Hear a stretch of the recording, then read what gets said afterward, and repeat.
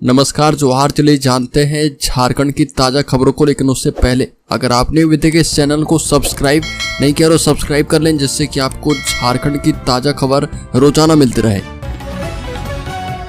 सबसे पहली खबर की बात करें तो रांची सहित पूरे झारखंड में मानसून पूरी तरह से एक्टिव है। बीते एक सप्ताह से राज्य के अलग अलग जिले में लगातार बारिश हो रही है। मौसम विभाग ने प्रदेश के 7 जिलों में आज ऑरेंज अलर्ट जारी किया है। इन जिलों में बहुत भारी बारिश की चेतावनी जारी की गई है, जबकि 10 जिलों में येलो अलर्ट जारी किया गया है। अगले 48 घंटे तक ऐसे ही मौसम बने रहने की संभावना है। मौसम विभाग के मुताबिक झारखंड के कई जिले में जून से 4 अगस्त जितनी बारिश होनी चाहिए थी उसका कोटा लगभग पूरा हो चुका है और राज्य स्तर पर 1 जून से 4 अगस्त तक सामान्य तौर पर 549 mm बारिश दर्ज की गई है।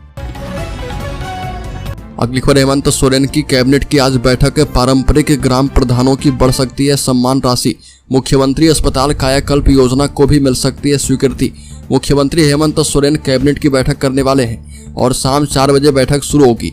विभिन्न विभागों से मिली जानकारी के मुताबिक लगभग 2 दर्जन प्रस्ताव पर सहमति के लिए मुहर लगाए जाएंगे और इसमें 2 ऐसे प्रस्ताव पर सहमति मिलने की चर्चा है जो राज्य स्तरीय प्रभाव डालेंगे। मुख्यमंत्री के नाम से एक नई योजना के शुरुआत के प्रस्ताव पर भी सहमति बन सकती है। वहीं सरकार राज्य के पारंपरिक ग्राम प्रधानों की सम्मान राशि बढ़ाने वाली है। इस दायरे में मानकी परगनैत मुंडा ग्राम प्रधान, डाकुआ परानिक जोग मांझी, कुड़ाम नायकी नायकी गोड़ैत मूल रैयत, ग्रामीण देवरी शामिल होंगे। अगली खबर, राज्य के बोकारो जिले में मनीष हत्याकांड का खुलासा। विनोद की प्रेमिका करने लगी थी मनीष से बातचीत, गुस्से में विनोद ने मनीष की कर दी हत्या। बोकारो जिला के कथारा ओपी अंतर्गत झिरकी रविदास टोला में दोपहर दिन दहाड़े घर में घुसकर 26 वर्षीय मनीष दास के हत्याकांड का पुलिस ने 24 घंटे के अंदर खुलासा कर दिया। इस घटना को अंजाम देने वाला मनीष का अपना फुफेरा भाई 27 वर्षीय विनोद रविदास निकला है।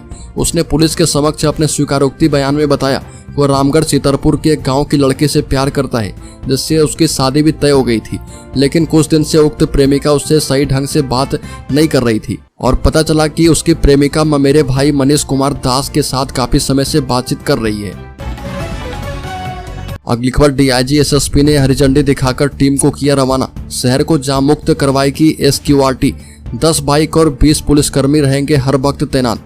बता दें कि रांची शहर को जाम से निजात दिलवाने के लिए special quick response team SQRT बनाई गई है और इसमें 10 बाइक दस्ता होगा। एक बाइक पर 2 पुलिसकर्मी होंगे, यानी 10 बाइक पर 20 पुलिसकर्मी सवार होकर शहर की अलग अलग सड़कों पर भ्रमणशील रहेंगे। जहां भी जाम की स्थिति बनेगी वहां पहुंचकर ट्रैफिक स्मूथ करवाएंगे और शहर में जाम की स्थिति पर कंट्रोल पाया जा पाए, इसलिए 10 बाइक दस्ता को 3 जोन में बांटा गया है। अगली खबर, बांग्लादेश के हालात देखकर सभी परेशान। बांग्लादेश में बसे झारखंड के 4.5 लाख आदिवासी शांति की कर रहे अपील। ढाका से 365 किलोमीटर दूर दिनाजपुर जिले के पार्वतीपुर में रह रहे नुहास केरकेट्टा के पूर्वज 125 साल से बांग्लादेश में रह रहे। अब वहां की हालात देखकर सभी परेशान हैं। सोशल साइट्स पर वो लोगों से अपील कर रहे हैं कि हमें शांति चाहिए, हमला नहीं, और प्रिय बांग्लादेश अब और भी रक्तपात नहीं। बता दें कि केरकेट्टा ने बताया कि दिनाजपुर में करीब 1.25 लाख आदिवासी रहते हैं और अभी बांग्लादेश की राजधानी ढाका और चटगांव में हमले हो रहे, लोग पलायन कर रहे और हमारे इलाके में इक्का दुक्का घटनाएं हुई है। अगली खबर, झारखंड की राजधानी की ट्रैफिक में सुधार नहीं होने पर हाईकोर्ट नाराज। जाम का समाधान नहीं दिख रहा, अवैध ऑटो एवं ई रिक्शा को हटाने का निर्देश। राजधानी रांची में ट्रैफिक व्यवस्था सुधर नहीं रही है, रोज जाम लग रहे और अब हाईकोर्ट ने एक बार फिर से लचर ट्रैफिक व्यवस्था पर कड़ी नाराजगी जताई है। जस्टिस आर मुखोपाध्याय की कोर्ट ने इस पर सुनवाई की और कोर्ट ने कहा कि बार बार आदेश देने के बावजूद रांची की ट्रैफिक व्यवस्था में कोई सुधार नहीं हो रहा। पिछले 7 सालों से जनहित याचिका पर सुनवाई चल रही है। हर बार ट्रैफिक में सुधार से संबंधित सिर्फ शपथ पत्र दाखिल होता है, जमीनी स्तर पर कोई सुधार नहीं दिखता। इस दौरान कोर्ट में ट्रैफिक एसपी कैलाश करमाली मौजूद थे।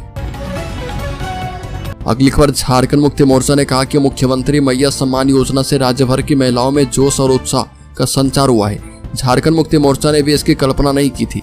इस योजना की लोकप्रियता और सफलता को देखकर भाजपा बौखला रही है, लेकिन किसी भी योजना को लेकर गलतफहमी और भ्रम की स्थिति पैदा करो यह भाजपा की पुरानी रणनीति रही है। इसलिए मुख्यमंत्री मैया सम्मान योजना को लेकर भी भाजपाई अनर्गल बातें कर रहे। पार्टी महासचिव सुप्रियो भट्टाचार्य ने प्रदेश भाजपा अध्यक्ष बाबूलाल मरांडी के बयान को भी कोट किया, जिसमें उन्होंने कहा था कि इस योजना में कुछ लोग कमाई कर रहे। इस योजना के सारे राज्य सरकार भी कमाई करने जा रही है। भट्टाचार्य ने कहा कि इस योजना से राज्य की लगभग 50 लाख महिलाएं लाभान्वित होगी। अगली खबर विश्व आदिवासी महोत्सव की तैयारी की समीक्षा। मुख्यमंत्री ने कहा कि भव्यता से मैंने आदिवासी महोत्सव मनाया, पर पार्क के पेड़ पौधों को न पहुंचे नुकसान। मुख्यमंत्री हेमंत सोरेन ने झारखंड मंत्रालय में विश्व आदिवासी दिवस के अवसर पर बिरसा मुंडा स्मृति उद्यान में होने वाले मुख्य समारोह की तैयारी की समीक्षा की। मुख्यमंत्री ने अफसरों को निर्देश दिया कि 9 और 10 अगस्त को झारखंड आदिवासी महोत्सव पूरी गरिमा और भव्यता के साथ मनाया जाए। महोत्सव में आने वाले सभी आगंतुकों के लिए बेहतर व्यवस्था करें। सांस्कृतिक समारोह स्थल पर आगंतुकों के बैठने की पूरी व्यवस्था की जाए। मुख्यमंत्री ने अफसरों से कहा कि समारोह के दौरान सांस्कृतिक कार्यक्रम में झारखंड की समृद्ध कला संस्कृति को प्राथमिकता के तौर पर शामिल किया जाए। अगली खबर आईपीएस प्रिया दुबे के पति को हाई कोर्ट से राहत। आरपीएफ के डीआईजी रहे संतोष दुबे को प्री मैच्योर रिटायरमेंट देने का आदेश रद्द। आईपीएस अधिकारी प्रिया दुबे के पति तत्कालीन आरपीएफ डीआईजी संतोष कुमार दुबे को झारखंड हाईकोर्ट से बड़ी राहत मिली है। हाईकोर्ट ने दुबे की याचिका पर सुनवाई करते हुए रेलवे बोर्ड के द्वारा उन्हें प्री मैच्योर रिटायरमेंट देने के आदेश को रद्द कर दिया है। उन्हें नौकरी पर रखने का आदेश देते हुए मामले को निष्पादित कर दिया है। दुबे लखनऊ में आरपीएफ डीआईजी के पद पर तैनात थे और आय से 1 करोड़ 48 लाख अधिक संपत्ति अर्जित करने के मामले में सीबीआई ने उनके खिलाफ केस दर्ज किया था। अगली खबर खतरे में दामोदर। विधायक सरयू राय ने डीसी से कहा कि जांच करवाकर दोषियों पर करें कार्रवाई। दामोदर नदी के किनारे ओबी डंप करने के मामले में जमशेदपुर के विधायक सरयू राय ने डीसी माधवी मिश्रा से बात की। धनबाद दौरे पर आए विधायक ने डीसी से पूरे मामले की जांच करवाने की मांग की और कहा कि 4 महीने पहले भी उन्होंने तत्कालीन डीसी से लिखित शिकायत की थी और कहा कि डीसी को जल प्रदूषण संरक्षण अधिनियम के तहत कार्रवाई का अधिकार है, इसलिए वो जांच कर दोषी के खिलाफ कार्रवाई करें। डीसी ने विधायक को जांच करवाने का आश्वासन दिया है और विधायक ने बताया कि दामोदर बचाओ आंदोलन की टीम मौके पर जाएगी। रिपोर्ट के आधार पर सरकार से शिकायत भी करेंगे। अगली खबर भाजपा सांसद दीपक प्रकाश ने कहा कि राज्य सरकार जल जीवन मिशन के लिए केंद्र से आवंटित राशि का सही उपयोग नहीं कर रही है और जल जीवन मिशन के लिए झारखंड को 13,000 करोड़ का आवंटन हो चुका है। झारखंड सहित अन्य राज्य में चल रही हर घर नल से जल योजना की राज्यवार वर्तमान स्थिति के बारे में बात की। राज्यसभा सांसद दीपक प्रकाश ने राज्यसभा में अंतरांकित प्रश्न में पूछा कि झारखंड सहित अन्य राज्य में चल रही हर घर नल से जल योजना की राज्यवार वर्तमान स्थिति क्या है। जवाब में केंद्रीय राज्य मंत्री बी सोमन्ना ने बताया कि देश के प्रत्येक ग्रामीण परिवार को नल से जल आपूर्ति का प्रावधान करवाने के लिए झारखंड सहित राज्य की भागीदारी में जल जीवन मिशन हर घर जल का कार्यान्वयन कर रही है। अगली खबर बोकारो में AK-47 से करना था टारगेट, विदेशी पिस्टल भी बरामद किया गया। बीते 18 जुलाई को वर्चस्व को लेकर जिला बदर अपराधी शंकर रवानी की गोली मारकर हत्या की गई थी। इस मामले में बोकारो पुलिस ने पटना के कुख्यात अपराधी विकास सिंह और अमित मुखिया गिरोह के हथियार का जखीरा बरामद किया है। बोकारो के एसपी पूज्य प्रकाश के मुताबिक इन हथियारों की बरामदगी राजू दुबे के कहने पर साजिशकर्ता अशोक सम्राट के समधी संजय सिंह के ड्राइवर वीरेंद्र यादव की निशानदेही पर की गई है और खास बात यह है कि इसमें AK-47 राइफल के साथ ही विदेशी पिस्टल और भारी मात्रा में कारतूस बरामद किए गए हैं। बता दें कि इस मामले की जांच के लिए गठित SIT टीम ने एक AK-47, एक भरी हुई मैगजीन, 2 खाली मैगजीन बरामद की गई है और सबसे बड़ा सवाल उठ रहा कि बोकारो में AK-47 से किसे टारगेट करना था। अगली खबर झारखंड में 2 दर्जन से अधिक दुकानों पर चला रेलवे का JCB। पूरे दिन अफरा तफरी का माहौल। आदित्यपुर रेलवे के इंजीनियरिंग विभाग और आरपीएफ जवानों ने जुगसलाई रेलवे क्रॉसिंग के पास अतिक्रमण हटाओ अभियान चलाया और इससे क्रॉसिंग के दोनों छोर पर 2 दर्जन से ज्यादा ठेला, गुमटी एवं फुटपाथी दुकानों के साथ स्क्रैप, टाल और खटाल की रेल कर्मियों ने JCB से ध्वस्त कर दिया और रेलवे की इस कार्रवाई से लाइन किनारे रेलवे की जमीन पर बरसों से व्यवसाय करने वालों में दिन भर अफरा तफरी का माहौल था। सुरक्षा के तहत जुगसलाई थाना के जवान भी मौके पर मौजूद थे। बताया जाता है कि रेलवे इंजीनियरिंग विभाग ने 1.5 वर्ष में तीसरी बार जुगसलाई क्रॉसिंग के पास अतिक्रमण हटाओ अभियान चलाया, क्योंकि अवैध कब्जा हटाने के दूसरे दिन दुकानदार फिर से फुटपाथ पर बैठ जाते हैं। अगली खबर दिल्ली में झारखंड कांग्रेस की बैठक। विधानसभा चुनाव को लेकर होगी चर्चा। झारखंड में आगामी विधानसभा चुनाव के लिए कांग्रेस मजबूती से कमर कस रही है। दिल्ली में झारखंड कांग्रेस नेताओं की बैठक को लेकर पार्टी के नेता रामेश्वर उरांव ने मीडिया से बात की और कांग्रेस नेता ने कहा कि इस बैठक में आगामी विधानसभा चुनाव को लेकर चर्चा होगी। साथ ही कहा कि राज्य में गठबंधन पार्टियां एक साथ मिलकर चुनाव लड़ने वाली है। रामेश्वर उरांव ने कहा कि यह बैठक आगामी विधानसभा चुनाव के मद्देनजर है। यहाँ की स्थिति ठीक है, हम गठबंधन पार्टियां एक है, सभी 3 पार्टियां मिलकर चुनाव में लड़ेंगे। अगली खबर हेमंत सोरेन की योजनाओं से बौखला गए हैं भाजपा नेता। झारखंड मुक्ति मोर्चा का बाबूलाल मरांडी पर तीखा हमला।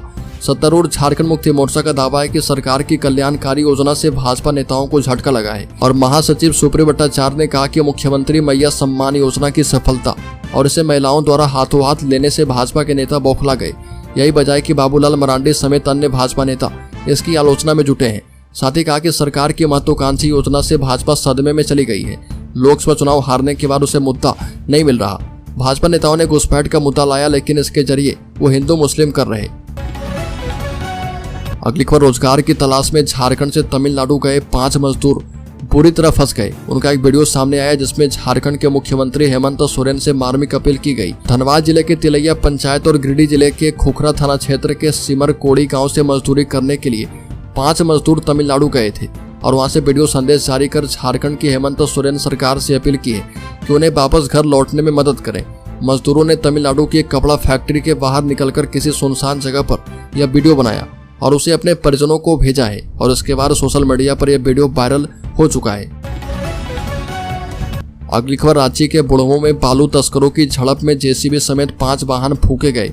झारखंड की राजधानी रांची में बालू तस्कर गिरोह के बीच जमकर झड़प हुई। इस दौरान एक गुट के अपराधी ने जेसीबी समेत 5 वाहनों को फूंक दिया। इस घटना के बारे में 2 तरह की खबरें आ रही है।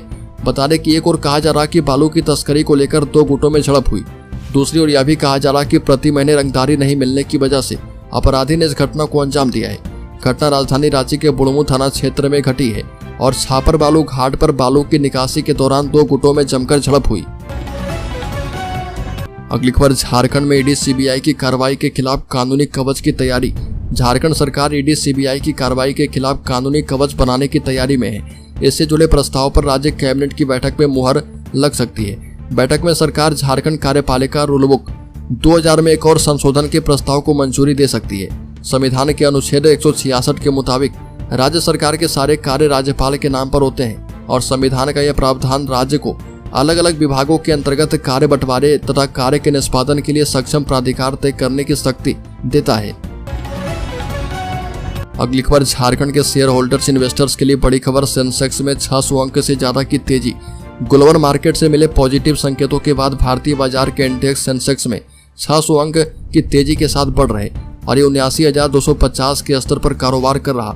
वहीं निफ्टी भी 250 अंक की तेजी के साथ 24,250 स्तर पर कारोबार कर रहे।